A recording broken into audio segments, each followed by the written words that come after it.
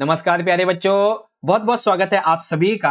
आज की ये वीडियो बहुत ज्यादा इंपॉर्टेंट होने वाली है क्लास 11th के पॉलिटिकल साइंस यानी कि राजनीतिक विज्ञान के सब्जेक्ट के लिए।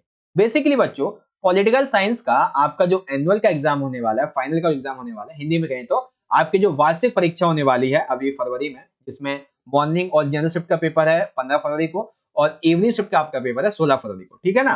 तो इस दिन के पेपर के लिए इस वीडियो में हम एक most important sample question paper को बच्चों यहाँ पे कंप्लीटली सॉल्व करने वाले हैं, जो कि डेफिनेटली आपको बहुत ज्यादा हेल्प करेगा आपके पॉलिटिकल साइंस के ऑफिशियली एग्जाम में। क्यों भाई? क्योंकि ये ऑफिशियली एजुकेशन डिपार्टमेंट की तरफ से रिलीज किया गया है। ठीक है बच्चों, इस क्वेश्चन पेपर का सॉल्यूशन मैं आपको हिंदी में भी समझाऊंगा, ठीक है, और इंग्लिश में भी, और ऐसे ही आपके लिए 4 से 5 सैंपल पेपर अभी आपके लिए और लाऊंगा, जिससे आप अपनी तैयारी और अच्छे से कर पाएंगे। तो आइए शुरुआत करते हैं इस पेपर की। तो चलिए एक बार पेपर के पैटर्न को थोड़ा सा समझ लेते हैं। टाइमिंग आपके 3 घंटे की रहेगी और मैक्सिमम मार्क्स आपके टोटल 80 रहेंगे। अब आपका जो पेपर है वो टोटल जो है उसमें टोटल 30 प्रश्न आएंगे, ठीक है, जिसमें से आपके 1 से लेके 12 तक के जो क्वेश्चन है वो कैसे होंगे? एमसीक्यू क्वेश्चन होंगे। 13 से 18 आपके 2 मार्क्स के यानी कि 2 मार्क्स के 6 क्वेश्चन होंगे। 19 से 23 आपके 4 मार्क्स के जो है टोटल है 5 क्वेश्चन होंगे, ठीक है। उसके बाद क्वेश्चन नंबर 24 जो है ये आपका गद्यांश आधारित एमसीक्यू होगा 4 नंबर का, कार्टून वाला एमसीक्यू होगा 4 नंबर का और चित्र आधारित एमसीक्यू होगा 4 नंबर का, ठीक है। फिर आपके 6 मार्क्स के 4 क्वेश्चन होंगे, जिसमें आपको चारों में ही चॉइस मिलने वाली, बहुत अच्छी बात है।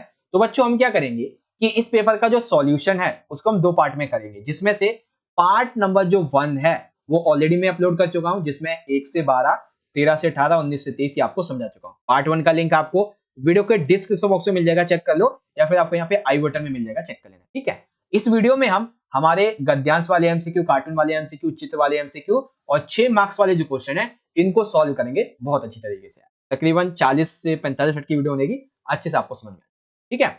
आप पाएंगे यहाँ पे इंग्लिश मीडियम में, तो ये आपका क्वेश्चन पेपर का पैटर्न हो जाएगा। आप चाहो तो इसे यहाँ से देख सकते हो, ठीक है। वेल यहाँ पे सेक्शन ए था हमारा 1 अंक के प्रश्न का, जिसमें एमसीक्यू क्वेश्चन थे जो मैंने आपको ऑलरेडी सारे के सारे समझाए हुए हैं। मैं सीधा आपको लेके चलता हूँ हमारे 4 नंबर के जो क्वेश्चन है उसकी तरफ, ठीक है। ये तो क्वेश्चन 20 हो गया। आप इन क्वेश्चन को देख लेना पार्ट 1 में, ठीक है। मैं आपको दिखा देता हूँ एक बार आपका ऑफिशियल पेपर, ये रहा, देखो ये आपका ऑफिशियल पेपर है जो कि डीओई ने दिया हुआ है, एजुकेशन डिपार्टमेंट ने। अब इसी तरीके से इसमें एक मिस्टेक थी जो मैंने आपको पिछली वीडियो में बताई दी थी। अब इसी में जो आपके क्वेश्चन है यहाँ पे आप देख सकते हैं, जैसे 2 मार्क्स के ये क्वेश्चन है, ठीक है, तो आपके 4 मार्क्स यहाँ पे क्वेश्चन है। ये गद्यांश वाले एमसीक्यू यहाँ पे आप देख सकते हैं, इस तरीके से है। तो सारे क्वेश्चन मैं आपको समझूंगा अच्छी तरीके, ओके। तो ये रहा, देखो मैंने सेक्शन अलग कर दिया, सेक्शन डी। अब पैसेज वाले एमसीक्यू, ठीक है, 4 एमसीक्यू पैसेज वाले, 4 एमसीक्यू कार्टून वाले और 4 एमसीक्यू पिक्चर वाले, ठीक है ना। आइए ध्यान से समझते हैं। तो सबसे पहले हम बात करेंगे क्वेश्चन नंबर 24 की। अब 24 में हमें दिया गया गद्यांश, ठीक है, यानी कि 4 मार्क्स के टोटल 3 क्वेश्चन है, यानी कि 12 एमसीक्यू हैं। तो सभी बच्चे एक बार फिर से मुझे बताएंगे, जब ये वीडियो खत्म हो जाए तो आप सभी बच्चे मुझे ध्यान से समझिए मैं क्या कह रहा हूं। आप सभी बच्चे, एक सेकेंड, हाँ, ये जितने भी 12 एमसीक्यू अभी मैं आपके सामने डिस्कस करूंगा, आप सभी बच्चे से रिक्वेस्ट है, आप सभी इसका आंसर कमेंट बॉक्स में या फिर लाइव सेशन में जरूर दें, और वीडियो एंड होने के बाद में आप सभी मुझे बताएं भी कि 12 में से आपने कितने सही आंसर दिए, ठीक है। बेसिकली बहुत ही इजी क्वेश्चन होने वाले, बहुत आसान होंगे, बस आपने करना क्या है, ध्यान से समझना सारी, ठीक है। आइए करके समझेंगे। पहले हम पढ़ लेते हैं कि आखिर हमसे पूछा क्या गया है। तो हमसे पूछा यह गया है कि विधायिका केवल कानून बनाने वाली संस्था नहीं, यह सभी लोकतांत्रिक प्रक्रियाओं का केंद्र है। बिल्कुल ठीक है भाई। सदन का इसके तहत विरोध, प्रदर्शन, सर्वसम्मति, सरोकार और सहयोग इत्यादि अत्यंत जीवंत बनाए रखते हैं। बिल्कुल ठीक है। दरअसल वास्तविक प्रतिनिधित्व वाली कुशल तथा प्रभावी विधायिका के बिना सच्चे लोकतंत्र की स्थापना की ही नहीं जा सकती है। बिल्कुल ठीक बात है। विधायिका जन प्रतिनिधियों का जनता के प्रतिनिधि, जनता के प्रति उसका उत्तरदायित्व सुनिश्चित करते हैं, यानी कि हमारे जो प्रधानमंत्री मुख्यमंत्री होते हैं उनका हमारे प्रति उत्तरदायित्व सुनिश्चित करती है कौन? विधायिका, ठीक है। अब देखिए यहाँ पे क्वेश्चन हमारे सामने क्या है कि संघीय विधायिका के कौन कौन से सदन हैं, ठीक है। एक सेकंड, नोटिफिकेशन है। देखिए क्या पूछा गया है, संघीय यानी कि हमसे बात की गई केंद्र की। तो केंद्र में 2 सदन होते हैं, एक होती है लोकसभा, एक होती है राज्यसभा। तो इसका मतलब क्या हुआ, यहाँ पे हमारा ऑप्शन नंबर बी राइट हो जाएगा, लोकसभा और राज्यसभा। तो पहले का हमारा ऑप्शन नंबर बी राइट हो गया, ठीक। उसके बाद में दूसरा जाता है कि कानून बनाने का कार्य निम्नलिखित में से किसका होता है? तो अभी हमने देख ही लिया है, कानून बनाना विधायिका का कार्य होता है, यानी कि ऑप्शन नंबर जो है हमारा ए वाला ये राइट हो जाएगा। ठीक है बच्चों, सिंपल सा क्वेश्चन, मैंने बोला था ना कि कुछ क्वेश्चन एकदम इजी होंगे, बस आपने करना क्या है, ध्यान से समझना सारी चीजों को। उसके बाद में तीसरा क्या है कि शासन का कौन सा अंग जनता के प्रति उत्तरदायी होता है? कौन कौन सा अंग जो है जो कि जनता के प्रति उत्तरदायी होता है? विधायिका, कार्यपालिका या फिर न्यायपालिका? तो विधायिका यानी कि संसद, जिसमें लोकसभा राज्यसभा शामिल होती है, क्या ये उत्तरदायी होती है? नहीं। कार्यपालिका जो न्याय करती है, क्या ये उत्तरदायी होती है?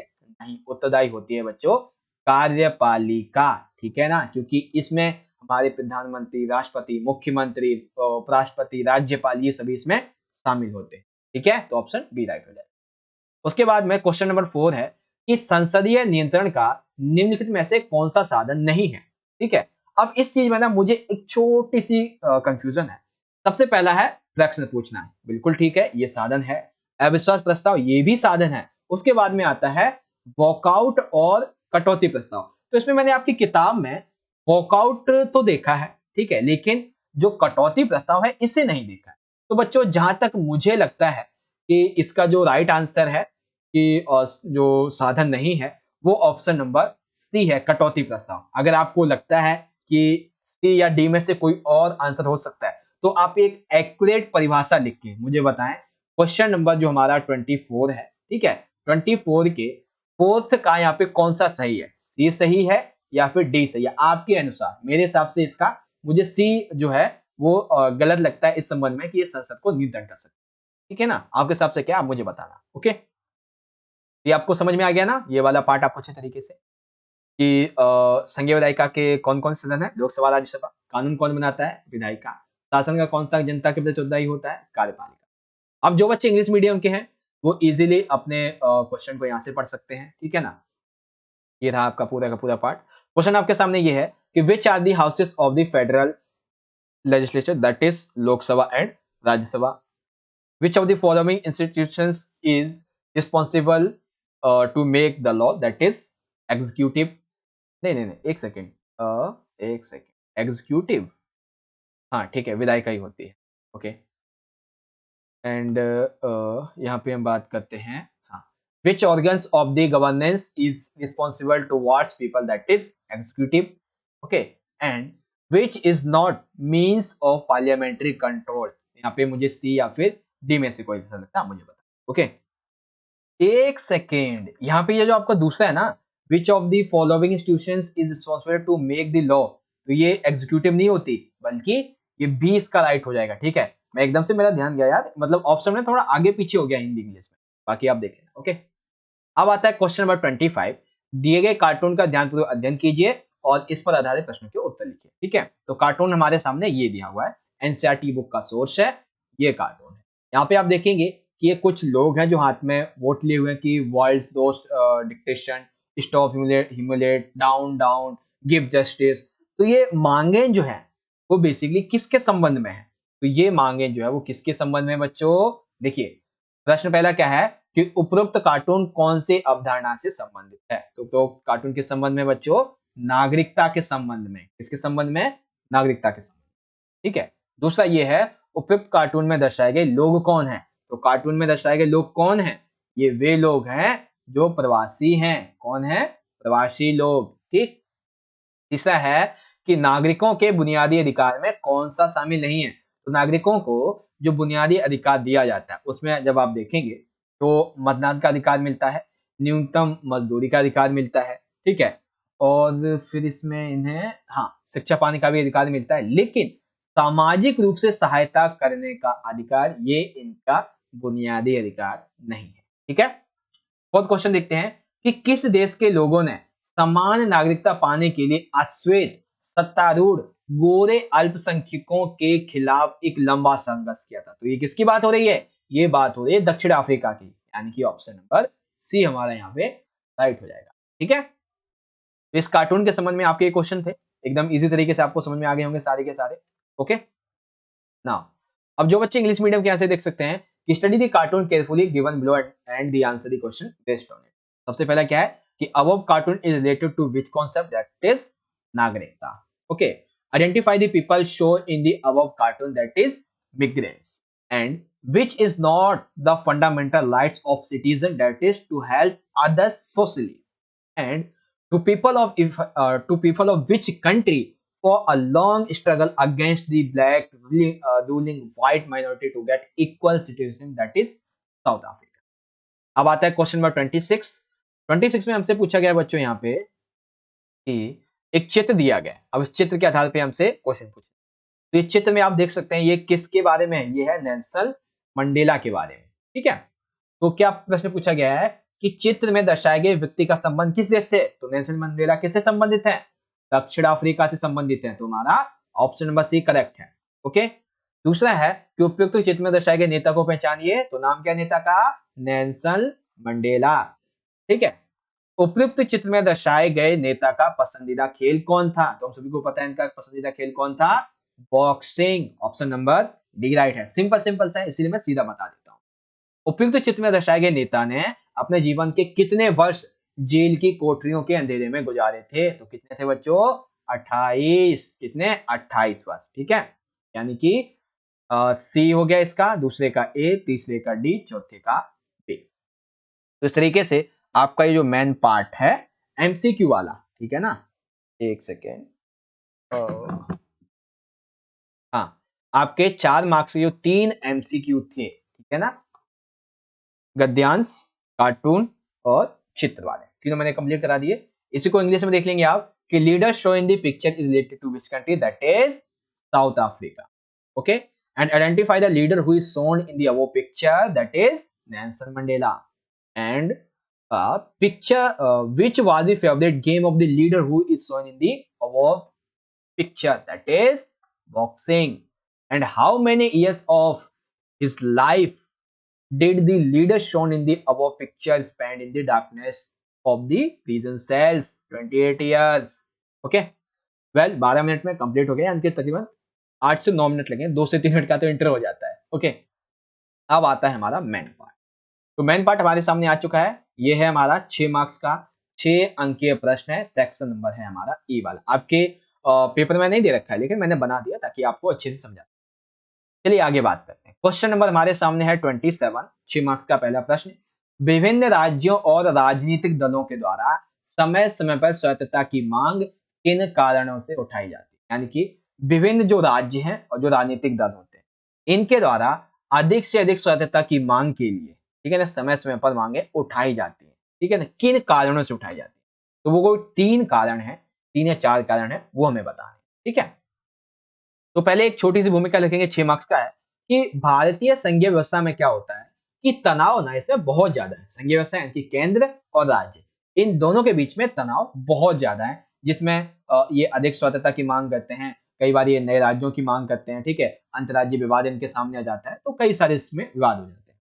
तो स्वायत्तता के संबंध में सबसे पहला यहाँ पे आता है प्रशासनिक स्वायत्तता, यानी कि देखो राज्य जो है उनका ये मानना है कि जब शक्ति का विभाजन किया जा रहा है तो उस समय केंद्र को अधिक शक्तिशाली बनाएगा, जबकि राज्य को कम शक्तिशाली बनाएगा, और केवल दैनिक प्रशासन के मामले में कुछ इनको अधिकार दिए गए, जबकि ये और अधिकार की मांग करते हैं। ठीक है, अब अधिक से अधिक और अधिकारों की मांग के लिए और शक्तियां मांग के लिए समय समय पर राज्य जैसे कि तमिलनाडु, पंजाब, पश्चिम बंगाल, और दल की बात कर लेते हैं तो द्रमुक हो गया, अकाली दल, माकपा वगैरह, ये अधिक से अधिक शक्तियों की स्वायत्तता की मांग करते हैं, और ज्यादा शक्तियां मांगते हैं कि हमें अपने राज्य को और अच्छे से विकसित करने के लिए शक्तियां चाहिए।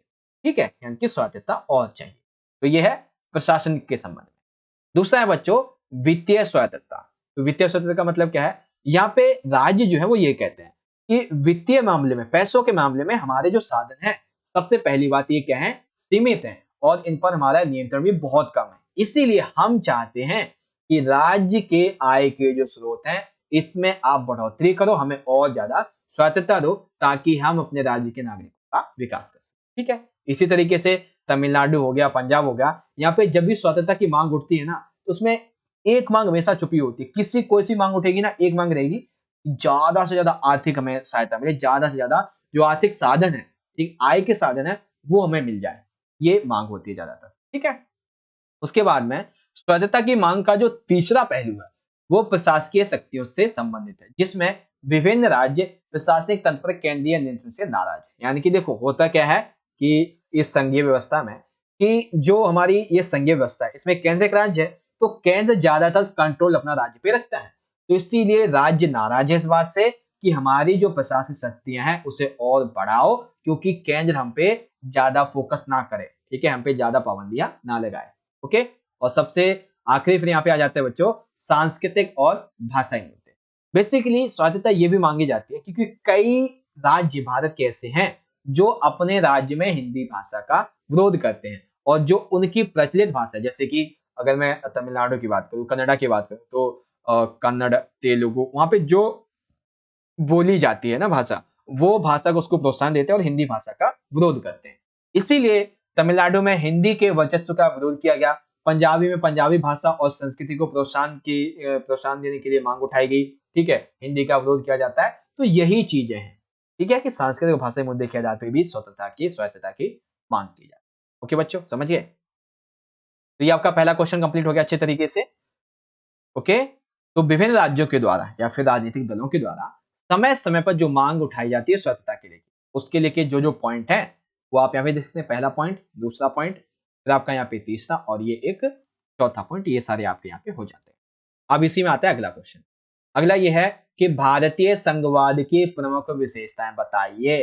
तो भारतीय संघवाद की 1 2 3 4 5 6 7 8 9 10 बहुत सारी विशेषताएं हैं, अच्छे से समझाऊंगा। आइए देखिए, सबसे पहले आप ये समझिए कि भारतीय जो संघवाद है, ठीक है ना, आखिर इसका मतलब क्या है। तो संघवाद एक तरीके से आप देखेंगे तो दो वर्ड से मिलकर बना है, एक है संघ, दूसरा है वाद। यानी कि जब कोई दो राज्य या दो से अधिक राज्य एक साथ मिलकर रहते हैं तो उसको बोलते हैं संघवाद। लेकिन एक पॉलिटिकल के लेवल पे, राजनीतिक के लेवल पे ऐसे बोलेंगे कि संघवाद एक संस्थागत प्रणाली है जिसमें दो प्रकार की राजनीतिक व्यवस्था समाहित होती है, एवं इसमें एक केंद्रीय स्तर पर होती है जिसे हम संघीय बोलते हैं, और दूसरी प्रांतीय स्तर पर होती है जिसे हम राज्य बोलते हैं। संघीय स्तर पर पूरा का पूरा देश उसके अंडर में आता है। प्रांतीय स्तर यानी कि राज्य स्तर पर उसका कोई एक एरिया, कोई एक राज्य, एक स्टेट अंडर में, ठीक है। तो इसको बोलते हैं संघवाद। और हमारे भारतीय संविधान में जो अनुच्छेद नंबर पहला, भारतीय संविधान का सबसे पहला अनुच्छेद, इसमें भारत को राज्यों का संघ कहा गया है, इसीलिए भारत में संघवाद बहुत ज्यादा मजबूत है। आइए देखिए, हमसे संघवाद का वर्णन पूछा गया है। तो हुआ क्या था कि जब राष्ट्रीय आंदोलन चलाए जा रहे थे, आप सभी को पता है अंग्रेजों ने हम पे शासन किया था, तो ऐसे में उस समय जो आंदोलन चलाए जा रहे थे उसमें एक बात अहम थी, क्या भाई, कि जब हमारा देश आजाद होगा तो हम शासन को दो पार्ट में डिवाइड करेंगे। एक तो रखेंगे हम केंद्रीय स्तर पे और दूसरा रखेंगे प्रांतीय स्तर पे, ताकि प्रांतीय स्तर पे शासन अच्छे से चलता रहे और उसको कंट्रोल करने के लिए केंद्र होना चाहिए। ठीक है, तो इसलिए ये कहा गया कि संघवाद ऐसा स्वरूप बनेगा जब भारत आजाद हो जाएगा। ओके, भारतीय संघवाद के अनुसार भारत में एक संघीय यानी कि केंद्रीय सरकार है जिसमें 28 राज्य और 8 केंद्र शासित प्रदेश होते हैं, ठीक है, और एक राज्य है। भारतीय संविधान में सभी शक्तियों का जो बंटवारा है वो स्पष्ट रूप से दिया गया है, यानी कि चाहे केंद्र की शक्ति हो या फिर राज्य की शक्ति हो, दोनों की शक्तियों का बंटवारा एकदम स्पष्ट रूप से दिया गया है, ताकि अगर एक सेकेंड, हाँ बंटवारा दिया गया, हाँ बंटवारा एकदम सिंपल सा है। अगर फिर भी कोई मतभेद होता है तो इसको सुलझाने के लिए भारत में एक स्वतंत्र न्यायपालिका मौजूद है, यानी कि विवाद संघवाद में होने ही नहीं देगा संविधान, ठीक है ना, ऐसा कहता है। वेस्ट इंडीज हो गई, नाइजीरिया, अमेरिका, जर्मनी, यहाँ का जो संघवाद है वो भारत के संघवाद के बहुत अलग है, ठीक है ना, क्योंकि भारतीय संघवाद में राज्य और एक केंद्र, मतलब केंद्र और 28 राज्य एक साथ मिलकर रहते हैं, विवाद नहीं होता। लेकिन West Indies, Nigeria, America, Germany ऐसे देशों का जो संघवाद है वो थोड़ा सा अलग है भारत से, ठीक है। अब एक चीज मैं आपको बहुत ज्यादा इंपॉर्टेंट यहाँ पे बताने वाला हूँ, उसे ध्यान से सुनना। वो ये है कि भारतीय संविधान के संघात्मक लक्षण और एकात्मक लक्षण ये आपसे पूछे जा सकते हैं। ये भी 6 मार्क्स में आ सकता है, ये भी 6 मार्क्स में आ सकता है। तो मैं आपको बता देता हूँ एक छोटे-छोटे 1-2 पॉइंट, वो याद रख लेना, और ये आपको इसमें भी लिख देना है कि भारतीय संविधान के संघात्मक लक्षण के रूप में कोई भी शक्ति संविधान के ऊपर नहीं होगी, अर्थात सभी शक्तियां जितनी भी होंगी वो संविधान के दायरे में रहकर ही कार्य करेंगी। ठीक है बच्चों, उसके बाद में एकात्मक एकात्मक लक्षण कि भारत में एक ही नागरिकता अपनाई गई है एवं संघ और राज्यों के लिए एक ही संविधान होगा, ठीक है। उनकी शक्तियों का बंटवारा किया गया है और ज्यादातर शक्ति का झुकाव जो है वो केंद्रीय पक्ष में किया। ये बात यहाँ पे, ठीक है बच्चों। तो ये भारतीय संघवाद की विशेषता आ जाती है, भारतीय संघवाद का विवरण आ जाता है। वट एवर वट यू से, that's all of you. Okay, तो भारतीय संघवाद के बारे में ये पार्ट आपका कंप्लीट हो गया। अब जो बच्चे इंग्लिश मीडियम के, लेकिन सर ये भी दिखा दो एक बार अच्छे से ताकि स्क्रीनशॉट वगैरह ले पाए हम, है ना। चलिए मैं इसे छोटा कर देता हूँ। देखिए, अब जो बच्चे 6 माह से क्वेश्चन का स्क्रीनशॉट लेना चाहते हैं, यहाँ से देख सकते हैं कि सबसे पहले भारतीय संघवाद में जो तनाव होता है इसके लिए आप ये पार्ट लिख देंगे यहाँ पे, ठीक है। ये पार्ट आप यहाँ से यहाँ इतना लिख देंगे। दूसरा क्वेश्चन क्या था कि भारतीय संघवाद की प्रमुख विशेषताएं। तो प्रमुख विशेषताओं में आप देखेंगे यहाँ से लेके बाकी के आपके जो पार्ट है यहाँ नीचे, ये इतने आप यहाँ से लिख देंगे, ठीक है बच्चों। कंप्लीट आपको समझ में आ गया अच्छे तरीके से। अब बढ़ते हैं आगे की तरफ। इंग्लिश में देखेंगे कि what are the reasons for the demand for autonomy raised by states and political parties. तो क्यों होती है ये चीजें? तो बहुत होती हैं, जैसे एडमिनिस्ट्रेटिव ऑटोनॉमी, ठीक है, फाइनेंशियल ऑटोनॉमी, उसके बाद में जो एडमिनिस्ट्रेटिव पावर्स होती है इसको लेके बात उठती है, ठीक है। और उसके बाद में फिर कल्चरल एंड जो इल्यूशनल इश्यूज होते हैं इसको लेके बात उठती है, ये बात आती है। ओके, देन यहाँ पे इंग्लिश में है अगला कि mention main features of Indian federalism. तो क्या क्या है मेन फीचर्स इंडियन फेडरलिज्म के? तो पहले आप ये समझ लीजिए कि फेडरलिज्म का मीनिंग क्या होता है। तो मीनिंग आपका ये है और उसके बाद में आप इसे यहाँ से समझ सकते हैं, बाकी के पॉइंट आप यहाँ से रीड आउट कर सकते हैं। ओके, ये रहे आपके पूरे के पूरे। चलिए, अब आता है एक बहुत अहम और इंपॉर्टेंट प्रश्न जो कि बहुत ज्यादा महत्वपूर्ण है और सभी बच्चों को ज्यादातर आता भी होगा। देखिए, प्रश्न है 28 कि संविधान निर्माण की प्रक्रिया का संक्षेप में वर्णन कीजिए। यानी कि भारतीय संविधान जो बना उसकी जो प्रक्रिया रही है वो हमें समझानी। अब इसका आंसर एकदम सिंपल से सिंपल वे में समझाऊंगा। इसमें से आपके 10 से 15 से 20 एमसीक्यू बन सकते हैं। आइए मैं समझाता हूं कैसे। देखिए, भारतीय संविधान का निर्माण, आप यहाँ पे एक बेसिकली भूमिका जो वो लिख देंगे। आप भूमिका के लिए मुझे सुनिए मैं क्या कहता हूँ। भूमिका में आप लिखेंगे कि भारतीय संविधान का निर्माण, एक सेकेंड, भूमिका है 6 मार्क्स की, कैसे लिखे? हाँ, भारतीय संविधान का निर्माण की जो प्रक्रिया है वो अति कठिन, कठोर और एक तरीके से कह सकते हैं थोड़ी लंबी रही, लेकिन पूरी प्रक्रिया के पश्चात एक ऐसा संविधान उभर के आया जिसे आज तक बदलने की जरूरत नहीं पड़ी। ठीक है ना, ये भूमिका होगी। बना कैसे आखिरकार? तो शुरुआत ऐसे होती है संविधान सभा के निर्माण की। संविधान निर्माण की प्रक्रिया क्या है ना, तो यहाँ पे भारतीय संविधान का निर्माण। तो भारतीय संविधान के निर्माण के लिए सबसे पहले जो संविधान सभा थी इसका विधिवत उद्घाटन होता है। कब? 9 दिसंबर 1940 को प्रातः 11 बजे। ठीक है, और इस दिन डॉक्टर सच्चिदानंद सिन्हा को अस्थायी अध्यक्ष के रूप में नियुक्त किया जाता है। ठीक है, जब दूसरी बैठक हुई भारतीय संविधान सभा की तो कहा यार हमें ना एक स्थायी अध्यक्ष चाहिए, एक स्पीकर चाहिए। तो इसीलिए 11 दिसंबर 1940 को दूसरी बैठक हुई संविधान सभा की, उसमें डॉक्टर राजेंद्र प्रसाद को स्थायी अध्यक्ष चुन लिया गया। तो आपसे दो क्वेश्चन पूछे जा सकते हैं। अस्थायी अध्यक्ष कौन था? डॉक्टर सच्चिदानंद सिन्हा। स्थायी अध्यक्ष डॉक्टर राजेंद्र प्रसाद। कब चुने गए? 11 दिसंबर 1940 को। ओके, संविधान की जो प्रारूप समिति है इसके अध्यक्ष कौन थे? डॉक्टर भीमराव अंबेडकर को संविधान सभा की प्रारूप समिति का अध्यक्ष चुना गया था। ठीक है, अब इसमें आता है जब संविधान सभा चल ही रही होती है तो इसमें उद्देश्य प्रस्ताव आ जाता है। तो याद रखिए बच्चों, उद्देश्य प्रस्ताव अलग से 2 मार्क्स में आ सकता है। ठीक है, अब इस उद्देश्य प्रस्ताव में क्या बातें थी, अब आप उसको समझिए अच्छे तरीके से। तो बातें इसमें कुछ कुछ ये थी कि नेहरू जी के द्वारा, पंडित जवाहरलाल नेहरू जी के द्वारा संविधान सभा में 1946 में यह प्रस्तुत किया गया। इसमें यह बताया गया इस प्रस्ताव में कि संविधान सभा के जो उद्देश्य हैं उसको परिभाषित किया गया। संविधान की आकांक्षाएं, संविधान के मूल्य, भारत जब आजाद हुआ है, ठीक है, तो भारत जब आजाद होगा बेसिकली तो उसकी रूपरेखा कैसी रहेगी, संविधान की रूपरेखा, वो भी इसी उद्देश्य प्रस्ताव में प्रस्तुत की गई थी। ठीक है ना, आगे समझ में उद्देश्य प्रस्ताव जवाहरलाल नेहरू जी के द्वारा 1940 प्रस्तुत किया। अब जब शुरुआत में संविधान सभा बनी तो उसके टोटल जो सदस्य थे वो कितने थे?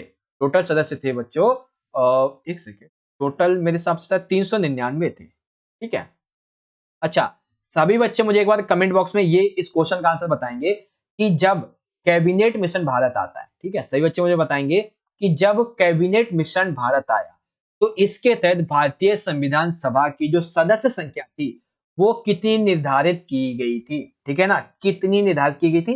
अगर आपको पता है ये भी कि कैसे कैसे डिवाइड किया गया था तो वो भी आप मुझे बता सकते हैं। आप लिखेंगे क्वेश्चन नंबर 28 और आंसर बताएंगे कि कैबिनेट मिशन के दौरान कैबिनेट मिशन आया तो उसने भारतीय संविधान सभा के लिए कितने सदस्य निर्धारित किए थे, या मुझे कमेंट बॉक्स में बताएंगे, ठीक है। हाँ, तो हम कहाँ पे थे? हाँ, उद्देश्य प्रस्ताव हो गया हमारा। उसके बाद में फिर यहाँ पे आया माउंटबेटन योजना। बेसिकली 3 जून 1947 की माउंटबेटन योजना के अनुसार भारत और पाकिस्तान का फाइनली विभाजन हो गया। और जब विभाजन हुआ तो टोटल जो संविधान सभा की सदस्य संख्या थी वो कितनी बची? 299, क्योंकि तकरीबन 90 से 100 के आसपास जो व्यक्ति थे वो कहाँ चले गए? पाकिस्तान में, पाकिस्तान में चले गए, ठीक है। 26 नवंबर 1949 को कुल 284 सदस्यों ने भारतीय संविधान का जो अंतिम प्रारूप था पूरी तरीके से बनके तैयार हो गया, अब अंतिम है, हस्ताक्षर करने हैं स्वीकृति देने के लिए, तो उस पर टोटल 284 व्यक्तियों ने साइन किया, ठीक है। अब भारतीय संविधान सभा की अंतिम बैठक कब हुई? तो अंतिम बैठक हुई थी बच्चों, यहाँ पे आप देख सकते हैं 24 जनवरी 1950 को। और लागू कब हो गया था हमारा भारतीय संविधान? 26 जनवरी 1950 को, ठीक है। तो 24 जनवरी 1950 को हमारा भारतीय संविधान बेसिकली इसकी अंतिम बैठक होती है संविधान सभा की। और इस अंतिम बैठक की सबसे बड़ी बात कि इसी दिन डॉक्टर राजेंद्र प्रसाद को भारत का, स्वतंत्र भारत का प्रथम राष्ट्रपति भी चुन लिया जाता है। और फाइनली 26 जनवरी 1950 को भारतीय संविधान पूरी तरीके से लागू हो जाता है। और जो भारतीय संविधान बनता है इसमें 350 अनुच्छेद, 22 भाग और 8 अनुसूचियां होती हैं।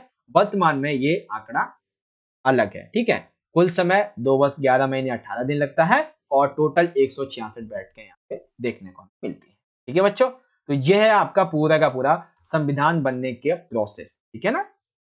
आ गया समझ में कि किस तरीके से हमारा संविधान बना। विधिवत उद्घाटन 11 दिसंबर 1946 के बाद, प्रारूप समिति, उद्देश्य प्रस्ताव, माउंटबेटन योजना, अंतिम बैठक, अंगीकृत और कुल समय, ओके।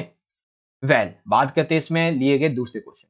चौथा क्वेश्चन हमारे सामने है कि 42वें संविधान संशोधन के माध्यम से, ठीक है, 42वें संविधान संशोधन के माध्यम से संविधान में कौन कौन से परिवर्तन किए गए, किन्हीं दो को लिखिए। तो दो कोई परिवर्तन आपको बताने हैं जो 42वें संविधान संशोधन के तहत किए गए। तो कौन से किए गए हैं आइए समझते हैं। तो यहाँ पे मैं दो नहीं आपको 5 से 6 बताता हूँ। देखो बेसिकली पिछले 3 दशकों में संविधान की बुनियादी संरचना को लेकर देश में बहुत सी जो संस्थाएं थी इनमें एक सहमति पैदा हुई। और जब सहमति पैदा हुई तो एक बहुत बड़ा संशोधन किया गया, 42वां संविधान संशोधन, जिसने मतलब 42वें संविधान संशोधन ने भारतीय संविधान को बहुत ही गहरे लेवल पर, बहुत ही गहरे स्तर पर प्रभावित किया। कैसे प्रभावित किया इसमें? सबसे पहले उसने इस तरीके से प्रभावित किया कि ये जो 42वां संविधान संशोधन था इसने एक प्रकार से सर्वोच्च न्यायालय के द्वारा केशवानंद मामले में दिए गए निर्णय को चुनौती दी। अब ये केशवानंद मामला था क्या? तो केशवानंद मामला जहां तक मुझे याद है शायद 1973 में ला गया था, ठीक है।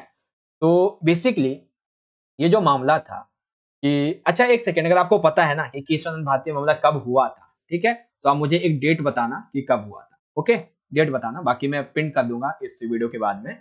तो बेसिकली हुआ क्या था कि इस केशवानंद मामले में ना जो संपत्ति के अधिकार था उसको लेके न्यायालय और संसद के बीच में क्या हुआ था, बेसिकली बहस छिड़ गई थी, ठीक है।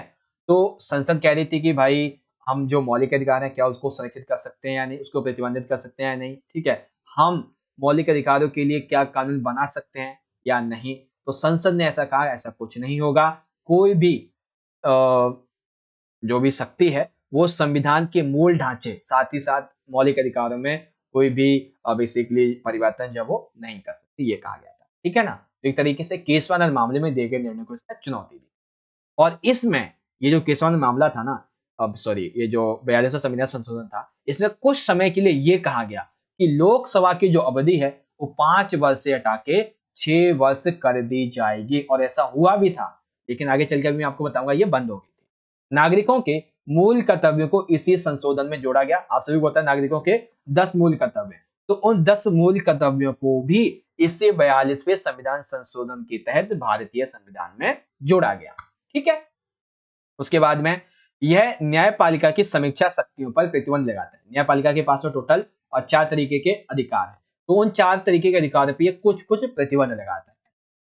यह कहा जाता है कि इस संशोधन के द्वारा संविधान के एक बड़े मौलिक हिस्से को नए सिरे से लिखा गया था, लेकिन इस नए सिरे से लिखे गए हिस्से को कुछ टाइम के बाद चेंज कर दिया गया। अभी जो 42वां संविधान संशोधन हुआ था, इसके द्वारा संविधान की प्रस्तावना 7वीं अनुसूची और 53 अनुच्छेदों में परिवर्तन किए गए। देखो कितना बड़ा संविधान हो गया ये, मतलब कितना बड़ा ये संशोधन हो गया 42वां, कि संविधान की प्रस्तावना में ही संशोधन कर दिया गया। ठीक है, 7वीं अनुसूची में भी संशोधन कर दिया और कुल 53 अनुच्छेदों में परिवर्तन किया गया। इतना बड़ा ये संविधान संशोधन। ठीक है, जब यह संशोधन संसद में पास किया गया तो विरोधी दल बहुत से जेल में थे, इसीलिए ये संशोधन आसानी से पास हो गया।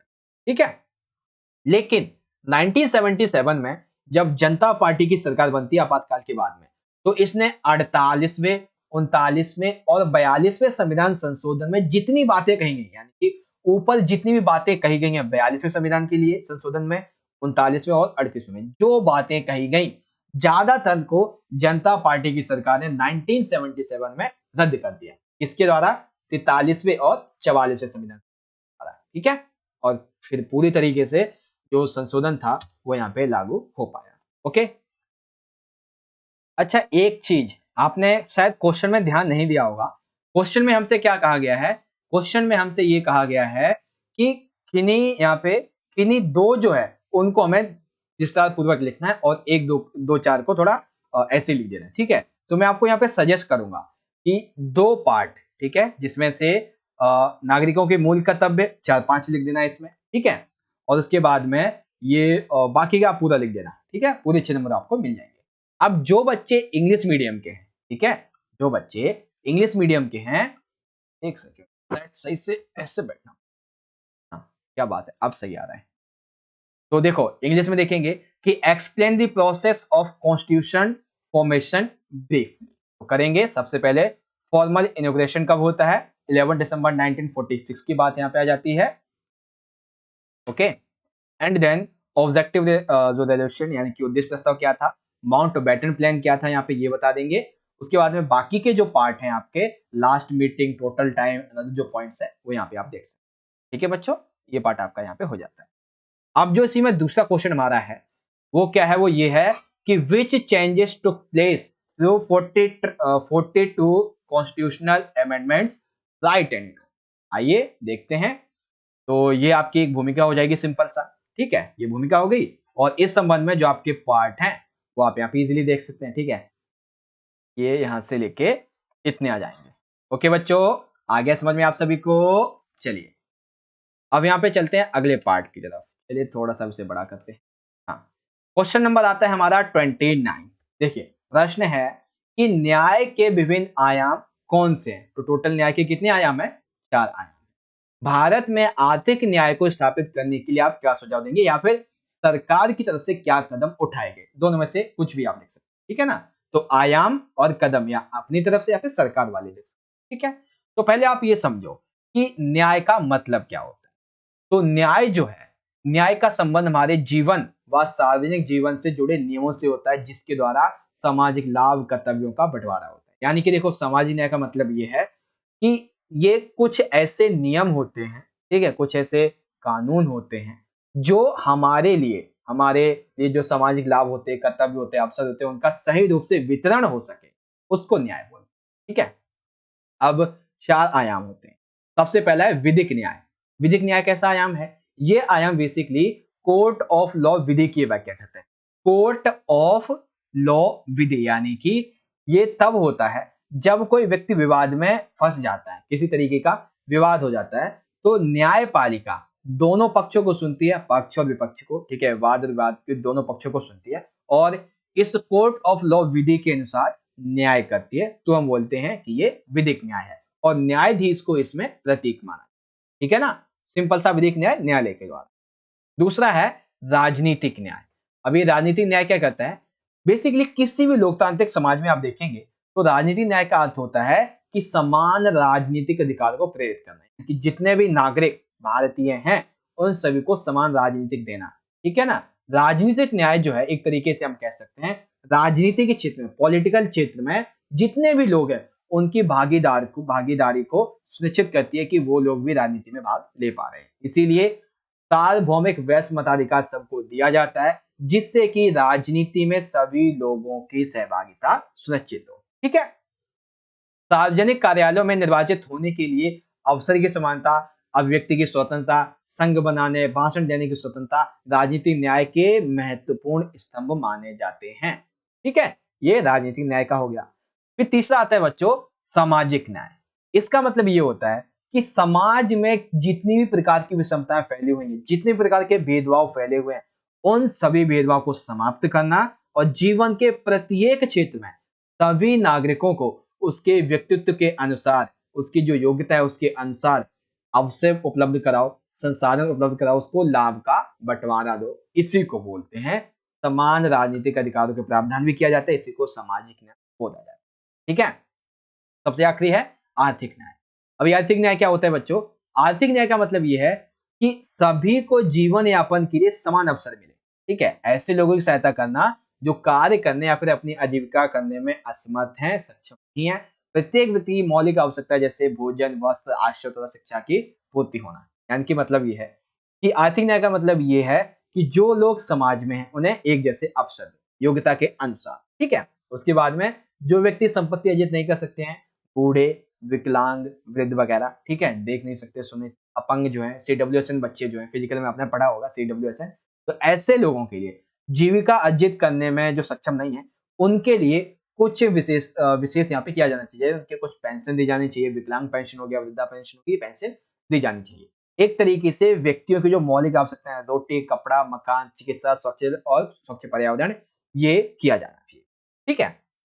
अब बारी आती है दूसरे पार्ट की कि जो आर्थिक न्याय है इसको स्थापित करने के लिए आप या फिर जो सरकार है ये क्या कदम उठाती है, क्या उठाओगे बेसिकली। तो यहाँ पे मेरी तरफ से देखिए ये होगा कि समान कार्य के लिए मैं समान वेतन दूंगा। कैसा भाई, क्या मतलब है?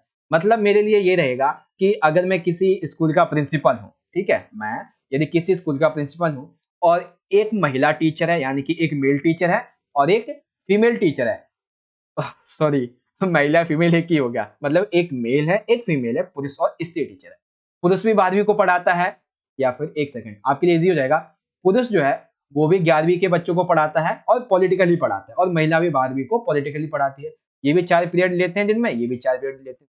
तो मैं उसे एक जैसा पैसा दूंगा, मैं इस आधार पे भेदभाव नहीं करूंगा लिंग के आधार पे कि आप स्त्री हो आप पुरुष हो, स्त्री को पुरुष से कम पैसा दूंगा नहीं। जो जैसा कार्य करेगा समान कार्य के लिए समान वेतन दूंगा। ठीक है। उसके बाद में समान आर्थिक अवसर देना जिससे सभी अपना विकास कर सकें, यानी कि समाज में मैं किसी के साथ में किसी प्रकार का भेदभाव नहीं करूंगा। अगर वो उस व्यक्ति जो है वो योग्यता रखता है उस अवसर के लिए तो पक्का मैं उसे अवसर दूंगा। ठीक है, ये बात। उसके बाद में संसाधनों का उचित वितरण, यानी कि अगर मुझे पता है मेरे पास ऐसे संसाधन है कि जो जिससे लोग अपना विकास कर सकें, तो मैं उचित वितरण करूंगा। मैं ये देखूंगा कि किस व्यक्ति को इस संसाधन की, इस वस्तु की ज्यादा जरूरत है, मैं उसे ये चीज प्रोवाइड कराऊंगा ताकि वो अपना विकास कर सके। ये सारी की सारी बातें आ जाती हैं, तो आप इस तरीके से इसे समझ गए होंगे। ठीक है। देखिए फेस कैम वीडियो बनाने का ये एक मेन मकसद होता है ताकि आप मेरे साथ में इंटरेक्ट कर पाओ। ठीक है, इंटरेक्ट करोगे तो आप अच्छे से सारी चीजों को समझ जाओगे, है ना। आ रहा है समझ में अच्छे से? बताओ कमेंट बॉक्स में। सभी बच्चे कमेंट बॉक्स में बताएंगे कि जो मैं आपको समझा रहा हूं वो समझ में आ रहा है या नहीं। ठीक है, चलिए। तो ये हमारा पहला क्वेश्चन कंप्लीट हो गया बच्चों कि न्याय क्या होता है। ठीक है, न्याय क्या है, इसके टोटल 4 आयाम होते हैं। पहला है विधिक न्याय, ठीक, दूसरा आ जाता है राजनीतिक न्याय, तीसरा आ जाता है सामाजिक न्याय और चौथा आ जाता है आर्थिक न्याय। ठीक है, आर्थिक न्याय को स्थापित करने के लिए कई तरीके। अब इसी में जो हमारा दूसरा क्वेश्चन अथवा में कि वितरणात्मक न्याय की अवधारणा को समुचित उदाहरणों से स्पष्ट कीजिए। अब कई बच्चों को तो पता ही नहीं होगा वितरणात्मक न्याय, ये यार थोड़ा सा ना कठिन हो गया। बेसिकली आपने चैप्टर में पढ़ा होगा न्यायपूर्ण बंटवारा, ये उसका ही दूसरा रूप है बेसिकली। आइए समझते हैं कैसे रूप है। देखिए मैंने सिंपल सा एकदम इजी लैंग्वेज में लिखा हुआ भी है कि वितरणात्मक न्याय न्याय की अवधारणा के एक तरह से न्यायपूर्ण बंटवारा का ही दूसरा रूप है, या फिर वितरणात्मक न्याय कह लो या फिर न्यायपूर्ण बंटवारा कह लो, दोनों एक ही बात है। अब इस संबंध में जब आप लिखोगे तो ये ज्यादा से ज्यादा 4 मार्क्स का प्रश्न है वैसे तो इसमें हमने क्या किया है, एक परिभाषा लिख दी है सामाजिक न्याय। ठीक है ना, क्योंकि समाज के बारे में हम बात करेंगे तो सामाजिक न्याय की एक परिभाषा लिखने में क्या जा रहा है, तो वो भी लिख देते हैं हम।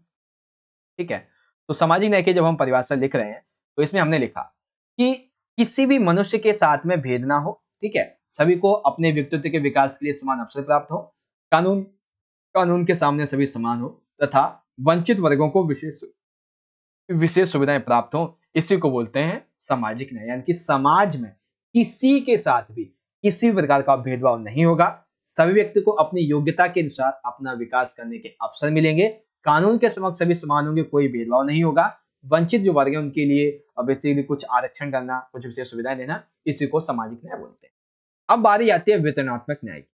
तो समाज में देखो जितने भी लोग रहते हैं, सरकार के लिए यह जरूरी है कि समाज में सामाजिक न्याय पाने के लिए सरकार को या फिर सामाजिक न्याय को स्थापित करने के लिए सरकार को यह सुनिश्चित करना चाहिए कि कानून और जो नीतियां उन्होंने बनाई हैं वो हर एक व्यक्ति के लिए निष्पक्ष रूप से लागू हो। यानी कि किसी के लिए ये नहीं कि किसी के लिए कम कठोर है, किसी के लिए ज्यादा लचीली है, तो ऐसा नहीं, एक जैसी नीति होनी चाहिए। ठीक है, सामाजिक न्याय का सरोकार उन वस्तुओं और सेवाओं से होता है जो कि न्यायपूर्ण तरीके से बांटी जाए, फिर चाहे ये राष्ट्रों के बीच का बंटवारा हो, चाहे किसी समाज के अंदर विभिन्न समूहों और व्यक्तियों के बीच का बंटवारा हो, ठीक है ना, जिससे कि नागरिकों को जीवन जीने का समान राहतें मिल सके।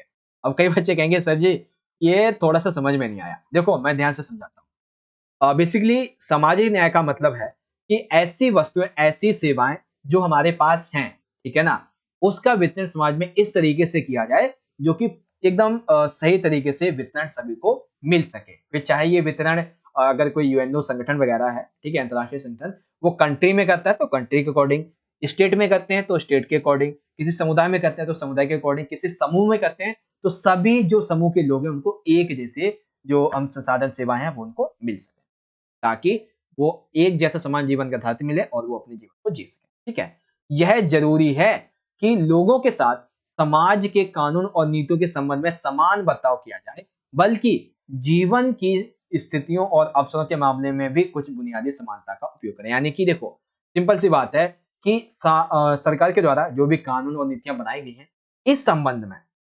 सामाजिक लेवल पे एक जैसा व्यवहार करना चाहिए, लेकिन कुछ पीरियड ऐसे भी होते हैं जिसमें हम एक जैसा न्याय करेंगे तो ये थोड़ा दिक्कत दे जाएगा। कैसे? अब मैं मान लेता हूँ, देखो एक क्लास है, आप मुझे सुनो कि मैं क्या कहता हूँ कि एक क्लास है, मान लेते हैं आप जो है अपना पॉलिटिकल का पेपर देने के लिए जाते हो, ठीक है, टोटल 40 बच्चे हैं, तो आप इस आधार पे उन्हें 80 में से, पॉलिटिकल का पेपर 80 नंबर का है, 80 में से आप उसे टोटल 50 नंबर देते हो इन 40 बच्चों को इस आधार पे कि सभी छात्र हैं, लिख रहे हैं, एक जैसे काम करें तो दे दिया। लेकिन नहीं, यहाँ पे क्या होगा, हमें विशेष जरूरतों का विशेष ख्याल रखना होगा। यानी कि जो जैसा कर रहा है उसके अनुसार, जैसे 40 बच्चे हैं तो 10 बच्चे ऐसे होंगे जो 80 में से 70 लाएंगे, 10 बच्चे ऐसे होंगे जो 10 या 20 नंबर लाएंगे। तो वांछित मेहनत, कौशल, परिश्रम, इसके आधार पे न्याय करना या फिर वेतन वगैरह पारिश्रमिक देना, ये भी एक तरीके का न्याय हो जाता है और ये भी इसी में ऐड हो जाएगा। ठीक है ना, ये चीज आपको समझ में आ गई अच्छे तरीके से। फिर यहाँ पे आगे आ जाता है कि जैसे एग्जाम्पल के लिए मैं कहता हूँ कि भारत में छुआछूत प्रथा हो गई, इसका उन्मूलन किया गया है, ठीक है, आरक्षण की व्यवस्था की गई है, कुछ राज्य सरकारों के द्वारा कुछ जैसे भूमि सुधार के कदम वगैरह भी उठाए गए, तो इससे ये जो सामाजिक न्याय है वो स्थापित होता है। और बाकी की पॉइंट यहाँ पे, ठीक है बच्चों, आई होप आप सभी को ये वाला पार्ट भी अच्छे तरीके से समझ में आ चुका होगा कि वितरणात्मक न्याय और न्यायपूर्ण बंटवारा is the same. Okay, now English में देखेंगे कि what are the various dimensions of justice, suggest your ways to establish economic justice in India. तो जस्टिस का पहले मीनिंग क्या होता है, उसके बाद इसके वेरियस डायमेंशंस हैं जस्टिस के, जिसमें से सबसे पहला डायमेंशन आ जाता है बच्चों, यहाँ पे छोटा कर लेते हैं, सबसे पहला आ जाता है लीगल जस्टिस, ठीक है, सेकंड आ जाता है political justice, and third and fourth है सोशल जस्टिस, ठीक है, एंड उसके बाद में इकोनॉमिक जस्टिस। ठीक, उसके बाद में there are many way to establish economic justice in India. तो कौन कौन से वेज हैं वो आप यहाँ पे देखिए। And the second question in question number 29, clarify the concept of distributive justice with suitable illustrations। आइए देखते हैं इस तरीके से कैसे लिखेंगे। The concept of distributive justice is a way another from of fair distribution। क्या पॉइंट आप यहां से देख लो, सारे के सारे मैं आपको दिखा देता हूं, बाकी के पॉइंट आप यहाँ पे देख, क्या ना बच्चों, ये हो गया। अब बारी आती है क्वेश्चन नंबर 30 की, जो कि बहुत ज्यादा इंपॉर्टेंट है बच्चों, बहुत ज्यादा, और सिंपल सिंपल सा मैं आपको समझाऊंगा। प्रश्न हमारे सामने क्या है कि भारत के राष्ट्रपति का निर्वाचन किस प्रकार किया जाता है, व्याख्या कीजिए। ठीक है ना। तो भारत के राष्ट्रपति का निर्वाचन, इसमें आप इसकी योग्यता बताएंगे, कैसे किया जाता है वो बताएंगे। ठीक है, 6 नंबर का है तो हम क्या करेंगे, पहले तो हम लिखेंगे एक भूमिका। तो भूमिका क्या लिखी कि भाई भारत के संविधान में औपचारिक रूप से संघ की कार्यपालिका की शक्तियां किसे दी गई हैं, राष्ट्रपति को दी गई है। लेकिन वास्तव में प्रधानमंत्री के नेतृत्व में बनी मंत्री परिषद की सलाह के अनुसार ही राष्ट्रपति अपनी शक्तियों का उपयोग कर सकता है। ठीक है, अब चुनाव जब होता है तो राष्ट्रपति पद के लिए योग्यता तो चाहिए भाई। तो योग्यता के लिए आपसे अलग से 4 मार्क्स में या फिर 2 मार्क्स में प्रश्न पूछा जा सकता है, क्योंकि इसकी मैं 5-6 योग्यताएं आपको बताऊं। सबसे पहली योग्यता क्या है कि राष्ट्रपति बनने के लिए सबसे जरूरी ये है कि वह भारत का नागरिक हो, और यही जो योग्यता है वो किसके लिए भी होती है, प्रधानमंत्री के लिए भी होती है, भारत का नागरिक। ठीक है। दूसरी क्या है कि व्यक्ति के लिए यदि उसे राष्ट्रपति बनना है तो न्यूनतम आयु 35 वर्ष होनी चाहिए, और जो प्रधानमंत्री होता है उसके लिए अराउंड 25 की बात होती है। ठीक है। अब राष्ट्रपति बनने के लिए जो व्यक्ति है वो किसी न्यायालय के द्वारा सजा प्राप्त नहीं होना चाहिए, उसे किसी भी तरीके उसके ऊपर कोई केस नहीं होना चाहिए। चौथा क्या है, क्योंकि वह किसी भी प्रकार के लाभ के पद पर आसीन नहीं होना चाहिए। ठीक। पांचवा, वह पागल व दिवालिया ना हो, यानी कि कर्जा उर्जा ना हो, उसके ऊपर पागल ना हो, मेंटली और वो डिस्टर्ब ना नहीं होना चाहिए। और छठा कि वह लोकसभा का सदस्य निर्वाचित होने की योग्यता रखता हो, तभी वह राष्ट्रपति पद के लिए नॉमिनेशन भर सकता है। ठीक है ना। तो राष्ट्रपति पद के लिए ये होती है योग्यता। अब आती है बारी राष्ट्रपति पद के चुनाव की।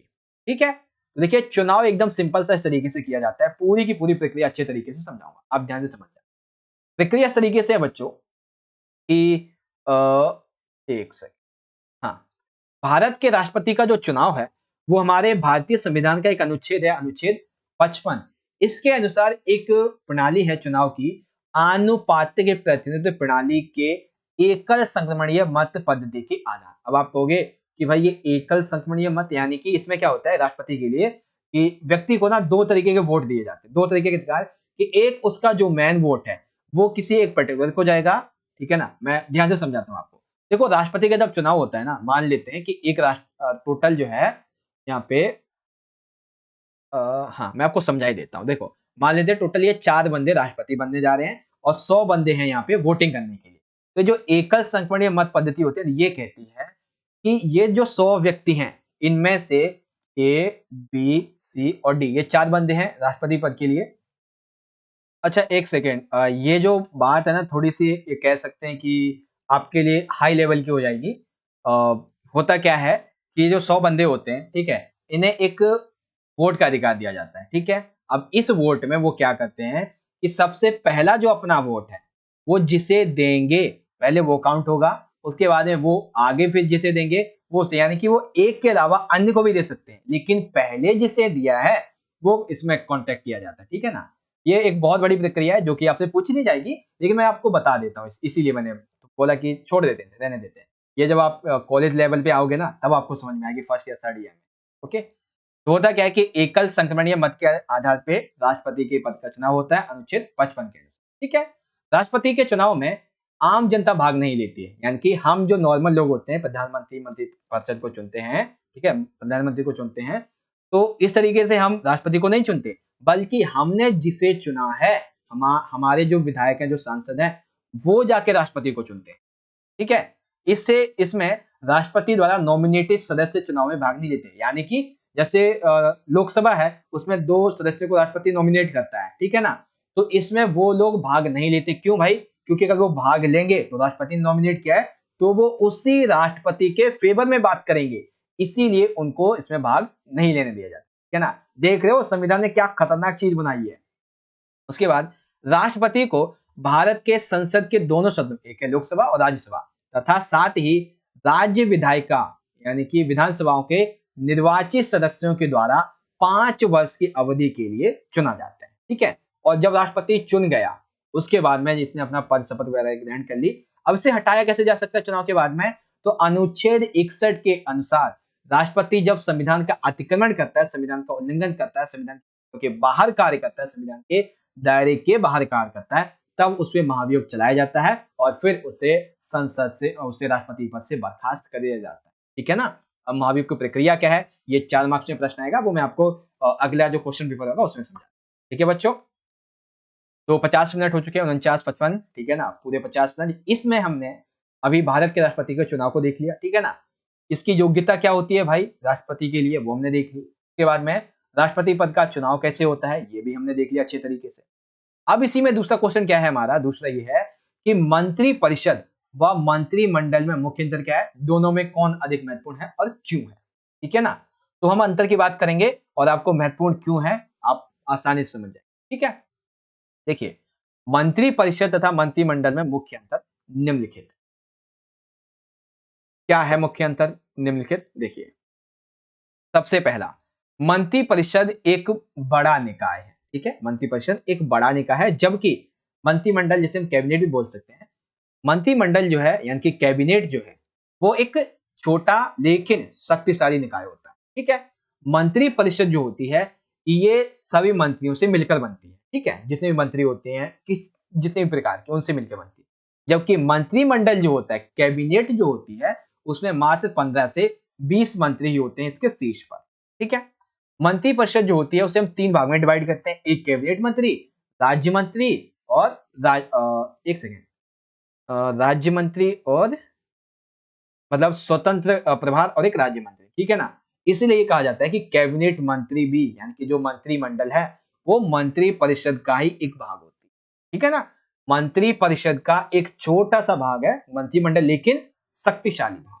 ठीक है, कैबिनेट यानी कि मंत्रिमंडल भारत में निर्णय जो लिए जाते हैं कानून के संबंध में उसकी सर्वोच्च कार्यकारी संस्था है।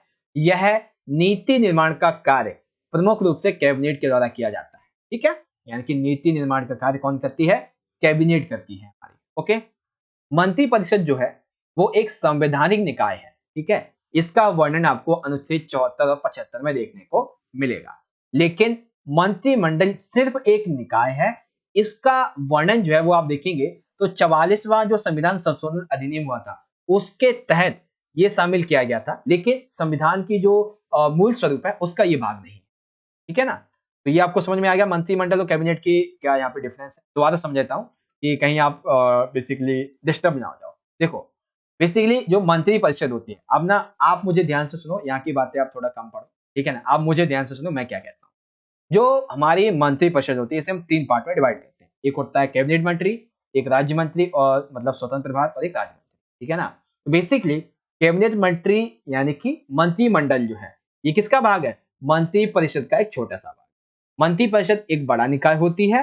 ठीक है, और मंत्री परिषद बहुत से मंत्रियों से मिलकर बनी होती है, जितने मंत्री होते हैं इसी में शामिल होते हैं। लेकिन मंत्रिमंडल यानी कि कैबिनेट एक छोटा परंतु शक्तिशाली निकाय होता है जिसमें तकरीबन इसके शीर्ष पर 15 से 20 मंत्री। ठीक है, कैबिनेट यानी कि मंत्रिमंडल एक कार्यकारी संस्था है, नीति निर्माण वगैरह यही करती है, ना कि मंत्री परिषद। ठीक है, मंत्री परिषद एक संवैधानिक निकाय होती है जिसमें 74-75वें अनुच्छेद जो है हमारा संविधान का उसमें वर्णन है। लेकिन मंत्रिमंडल जो है वो एक छोटा सा निकाय है। ठीक है, जिसको 44वें संशोधन के भारत के संविधान में जोड़ा गया, लेकिन एक तरीके से हम ये कह सकते हैं कि मूल स्वरूप का हिस्सा नहीं है। ठीक है, उपरोक्त वर्णित कथनों के आधार पर ये कह सकते हैं कि मंत्रिमंडल महत्वपूर्ण राष्ट्रीय नीतियों का निर्माण करती है, अंतर विभागीय विवादों की मध्यस्थता करने वाला और सरकार में समन्वय का सर्वोच्च भाग है। इसीलिए मंत्री परिषद और मंत्रिमंडल में से मंत्रिमंडल महत्वपूर्ण है और अधिक शक्तिशाली।